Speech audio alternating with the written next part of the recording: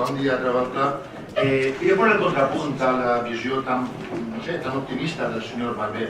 El nostre grup considera que amb les mesures que avui s'aproven, que avui aprovarà el Partit Popular, esta ciutat entra per a un període de 20 anys en una verdadera economia de guerra. I ara, un a un, desgranaré totes i cadascuna de les raons que em porten a fer aquest tipus de qualificació. Període d'economia de guerra. Les mesures que comporta aquest refinançament a 10 anys, més 10 anys, a 20 anys, de part del deute, i d'això en parlarem a la segona part de la meva intervenció, de part del deute, no de la totalitat del deute d'aquest Ajuntament, aquestes mesures que comporten, la primera d'elles és la desaparició de múltiples bonificacions, entre elles les que va aprovar fa apenas un mes, aquella que feia rebaixar l'IBI als hotels, restaurants i bars de la platja i del Grau. Aquesta, de cop repent, desapareix, tal com va vindre, se'n va. Hi ha una disminució del 5% dels gastos de personal, és a dir, que aquelles baixes, aquells permisos que es aconseguisquen, aquelles jubilacions que es produïsquen entre el personal de l'Ajuntament no seran coberts de cap de les maneres. Hi ha una revisió catastral, evidentment que hi ha una revisió catastral, està l'informe de l'interventor. Mediante resolución del 30 de junio de 2014 de la Dirección General del Catastro, por la que se determinan municipios y periodo total, se incluye a Gandía en el procedimiento de regularización catastral, perquè vostès la van fer incloure en conseqüència de la petició de l'acolliment als pagament de pagament de proveïdors. O sigui que Gandía ja està immersa en un procés de revisió catastral. Hi ha una actualització dels valors catastrals, pàgina 16 de l'informe. Regularización catastral 333, actualització de valores catastrals, és a dir, pujades d'impostos. Vostès, jo li he preguntat en la comissió, calculen que l'increment d'ingressos entre l'exercici 2015 i el 2016 serà de 8 milions d'euros més i part d'aixòs 8 milions d'euros vindran fruit d'aquesta revisió catastral. Pèrdua d'autonomia local total.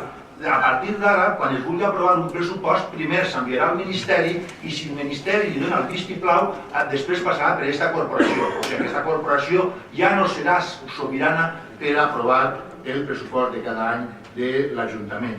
Modificació d'ordenances fiscals. A partir del 2016 s'haurà de pagar el 50% dels costos dels serveis públics bàsics. El 2017 el 75% i el 2018 el 100%. Això suposarà una pujada brutal de serveis esportius, serveis educatius, serveis culturals, serveis de transport públic. Això no és una pujada d'impostos, senyor Barber. A partir del 2016 diu que es dissoldrà l'empresa pública. Una empresa pública que vostès s'han dedicat 4 anys a fer-la més grossa que si cap, ara, possiblement, 2016, qui estiga, es veurà l'obligació d'haver-la de dissoldre, perquè no han començat, tantes avantatges tenia, perquè no han començat vostès a dissoldre. Què faran dels més del centenar d'enxufats que tenen amb càrrec a l'empresa pública a partir d'aquest any? On se'ls clavaran? No sé, com reaccionaran aquestes persones? Després, reducció del contracte de neteja d'edificis públics, una nova reducció del 10% el 2016 i del 5% en l'exercici següent. Això vol dir desaparició de llocs de treball, reducció del contracte de replega del FEM, desaparició de llocs de treball, reducció del contracte de manteniment dels jardins, reducció de llocs de treball. Vol que desgrane quines mesures tenen previstes vostès segons l'informe per a l'urbà? Només en diré 3. Primer, increment de les tarifes, això no és pujada d'impostos. Eliminació de les bonificacions, això no és pujada d'impostos.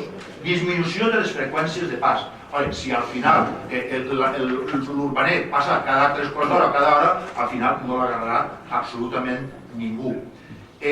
Reducció del 20% del contracte de vials que vostès acaben d'aprovar fa un mes. Això és la feina del matalafer, fer i desfer. No es poden aclarir perquè han aprovat un pla de vials tan rimbombant que han venut a la premsa com el gran aconseguiment d'aquest govern, però després resulta que ara va i el desinflen el 20%. I per últim, i el més greu de tot, la reducció dràstica o la desaparició de múltiples subvencions. Encara el capítol 4, el 50% en alguns casos, subvencions de caràcter cultural, de caràcter social, de caràcter esportiu, de caràcter associatiu. Amb aquest pla, entre altres coses, en el secarral que deixaran faran desaparèixer la xarxa, l'estructura social que s'ha anat construint, que s'ha anat bastint en aquesta ciutat al llarg del temps. Tot això serà durant els 20 pròxims anys, fins al 2035. Moltes gràcies.